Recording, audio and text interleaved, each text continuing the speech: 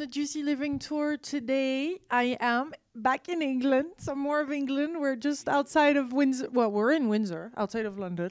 We're in the centre of Windsor, right by the castle. By the beautiful Queen Castle. I'm not going to interview the Queen today, but I'm certainly going to interview somebody juicy. This is Dean. Hello, Dean. Hello, welcome. How are you doing today? I'm loving today. Today is a beautiful day. It's not raining. It's not raining in England, thank God, and we found an inside spot, so this is safer this way. True, no, exactly. Just in case. I think actually the weather's been good recently, so I think we should be okay. Yes. So you're a life coach, a spiritual life coach. What does that mean? Let's start with that first of all. Okay, so I think a lot of people understand life coaching. It's kind of come up in the last kind of 5-10 years, but the spiritual aspect for me is that I'm an intuitive.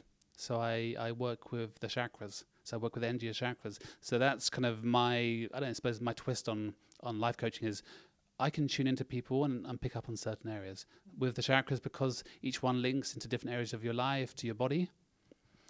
I'm going to be drawn with my mind to a certain part of the body and go, okay, there's something happening here. So it may be on a physical level, emotional level, maybe a spiritual level. So sometimes we go up to the crown chakra and go, you know what? You're not satisfying the higher self. You're not doing your spiritual practice. So you may be a spiritual person, but you're not actually satisfying the spiritual needs. Which means it could be daily meditation, yoga, whatever your way of get balanced is. If you're not following that, sometimes you see the crown chakra close. And often I've had people who are going, I'm doing loads of spiritual work, I'm getting all these courses, I'm reading all these books. I'm going, that's good. But what are you doing for yourself? What daily practices do you do? Oh, I haven't got time for that. So the crown chakra will then close down from that because the needs are not being met there. Mm-hmm. So we look at the chakras, and that's my gift as an intuitive is that I can tune into any chakra anywhere in the world and just pick up what the energy is telling me. And there'll be emotions attached to that. There could be people attached to it. And we just follow it and see where it takes us. So remember, it's my perception of what I'm feeling. I then share it with the people. Either it will resonate with them in some way. They go, I need a bit more information, so we have to go in a little bit deeper. Mm-hmm. But that's basically how I kind of start my sessions with people, and then we follow the process, and it's then getting them back into the right mindset to change the beliefs and the emotions which are attached to those issues. Because it's all about the flow, isn't it? We want to be in the flow and everything working out easily and effortlessly, don't we? It's all about synchronicity and flow. For me, it's synchronicity and flow. When we're synchronized, we're in line with our higher self, our higher truth, things flow a lot easier. When we're trying to do something with our life that our higher self's looking at us going, what are you doing? That doesn't serve you. You find things don't flow well. Yeah. When you're actually in tune, you're actually listening to that inner voice, because we all have intuition. We can all listen to it. Okay, I use it as my gift when I'm working with people, but we all have that inner voice.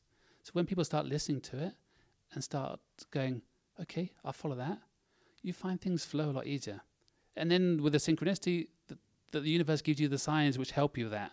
Just to confirm, actually, that voice that told you to go in that direction, here's a sign just to confirm that. You go, okay, great. And the more you go into that kind of pattern of doing that, things just flow beautifully.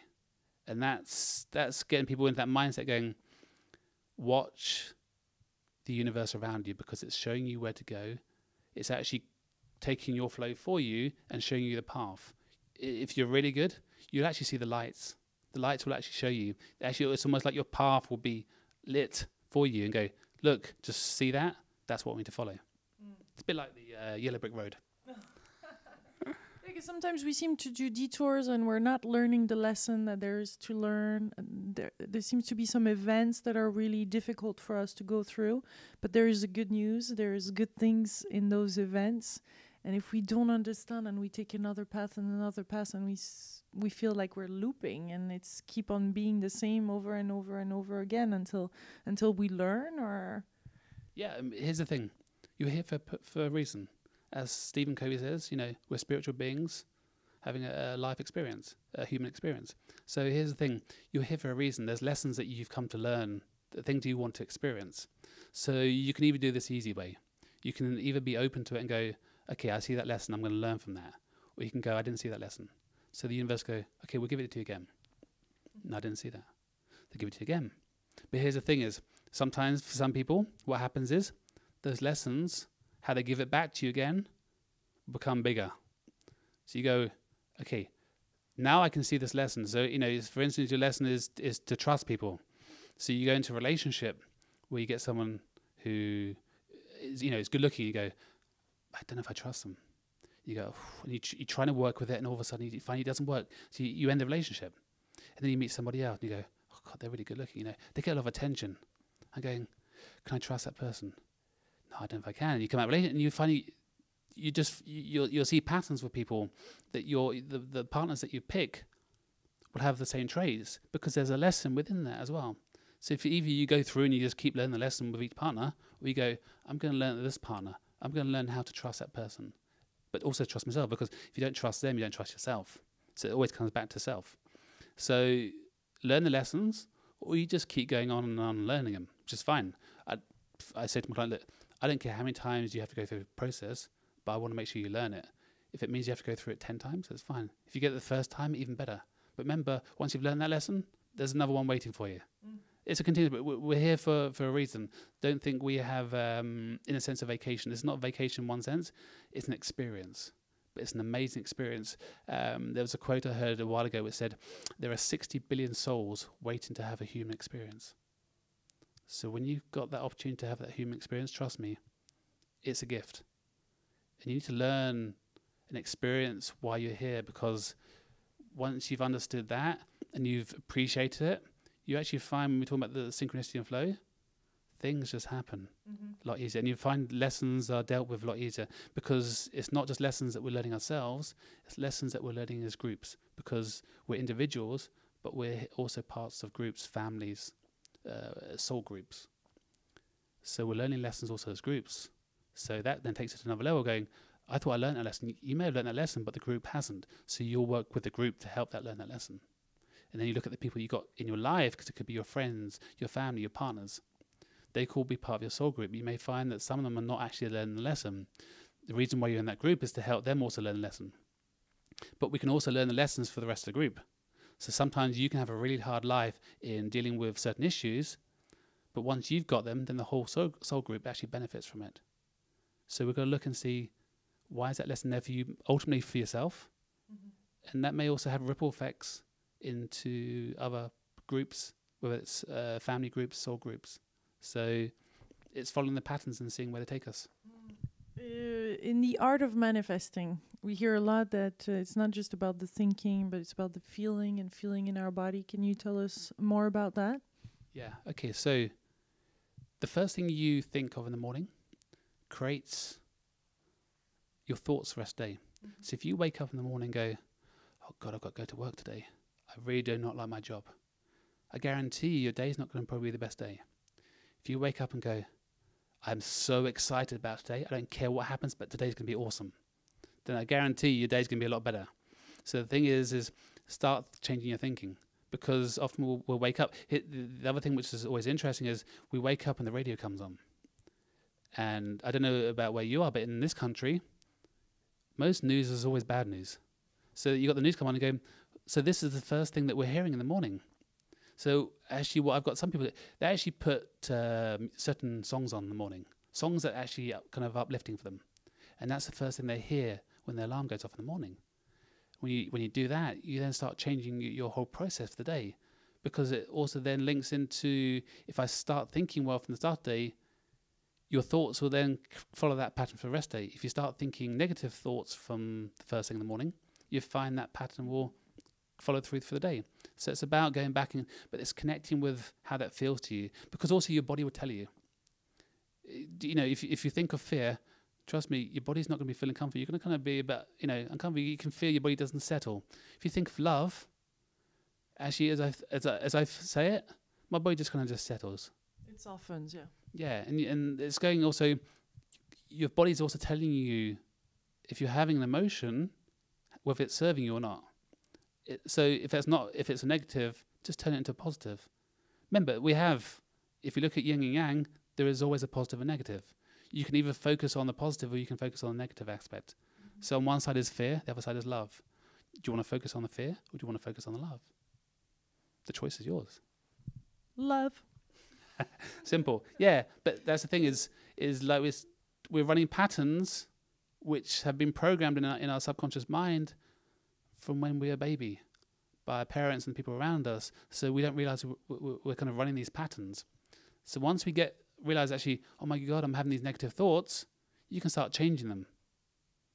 But this is a process. So don't think, okay, I can change it all straight away, but you go through a process of keep changing it. So whenever you have a negative thought, change it into a positive one. And the more you do it, the more you find that your whole thought process will change. Because also then your thought also creates the environment that you live in. So you can look at the people around you as well, your friends, your family, because they're also a reflection of you. So often you'll find if you're having money problems, for instance, that you'll have friends or people around you also having money problems because they're showing you back at yourself as well. So you find that the emotions that you're having, they're going through the same process. So if you start changing, first of all, yourself and your thinking, you also find actually the people that you spend your time with also changes because everything's just a reflection of itself back at itself. So we've got to look at it and go, wow, I don't like the people I'm hanging out with. They're all very negative. Oh my God, I must be negative as well. In a different way, but it's going, I need to change my thinking because I'm creating that environment around me in the people I see. All I see is bad news everywhere. But that's because your mind is only seeing that.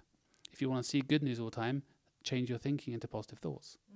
And buzz with high energy and feeling already the things that we want in our life. We have to vibrate already. We have to feel it like if it was already there, don't we? Yeah, absolutely. Everything's vibration. Everything we see, if you break it down to the simplest form, it's just energy. It's just a vibration. So what drives that is how you think. So when you get your thoughts in the right vibration, those vibrations go out into the universe. So then the universe will give you back, because what happens, it has hit a point, that vibration comes back to you. So what you put out comes back to you. So if you wake up and you go, today, awesome, amazing day today, that vibration keeps going out. And you're on your way to work and you keep saying to yourself, today is going to be amazing, it's going to be amazing, it's going to be an amazing day. And you get into work and someone goes, you know what, you're promoted. You go, this is an amazing day. If you put that energy out, but you keep doing it, and you really get in touch with the feelings, because you can say, look, my day's going to be amazing today. Yeah, my day's going to be really good. But you don't actually really believe it. You don't actually feel it. So I say to people, I want you to feel it in the heart. I want you to, when you say it, you can actually feel, you can almost feel your molecules in your body changing as you're saying it. Trust me, when you're saying a negative word, you'll also feel them changing as well. But when you really get in touch with those feelings and you keep reminding your system, this is what I want. I want to feel love. I want to feel love. I want to feel love. And then you feel that in your body. I am love. I am love. I am love. Yeah, I am. I am is the most positive statement you can use. But even if you just say love has a vibration.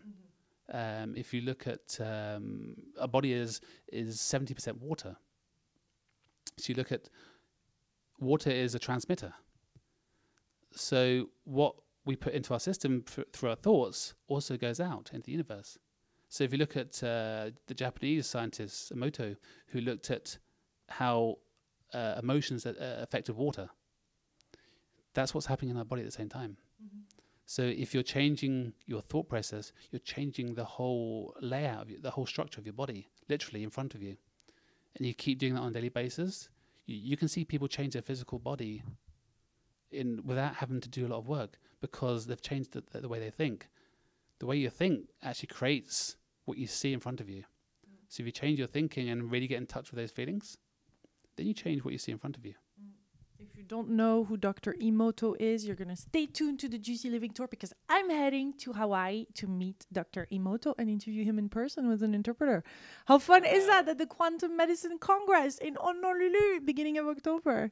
So in a few days, I'll switch from England to Hawaii. Beautiful. And his work is amazing to see. And it just makes you think, you know what? And actually, what's interesting with his work, there were two words which kind of really stood out. One was love, the other one was gratitude. And gratitude, when you're grateful for what you have, and if you just wake up, I've got friends who do this, they wake up in the morning and they just say a gratitude prayer. Say thank you for my friends, my family, for my job, for my life. So powerful, even to go to bed with that. Yeah, if you come end of the day and go, you know what?